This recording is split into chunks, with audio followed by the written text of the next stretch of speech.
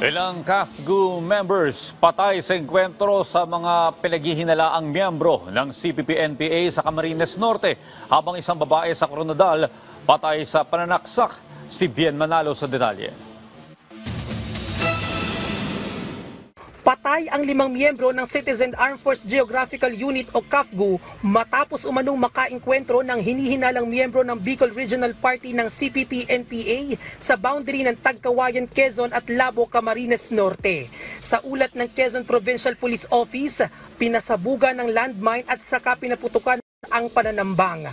Aniya, ang pag-atake ay lantarang pagpapakita ng kawalan ng pagpapahalaga sa layuning kapayapaan at kaunlaran.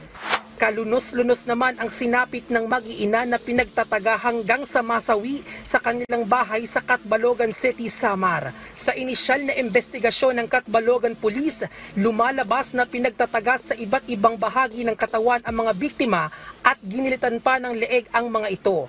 Nananawagan ng hustisya ang kaanak ng mga biktima. Patuloy naman ang investigasyon ng pulisya sa tunay na motibo sa krimen. Dead on the spot ang babaeng ito sa pananaksak sa Coronadal City. Kinilala ang biktima na isang 50 anyos. Sa inisyal na investigasyon ng Coronadal City PNP, bigla na lang umanong sinaksak ng sospek ang biktima na agad na tumakas. Patuloy ang investigasyon ng mga pulis sa tunay na motibo sa pananaksak. Bien Manalo para sa Morning Show ng Bayan, Rise and Shine Pilipinas.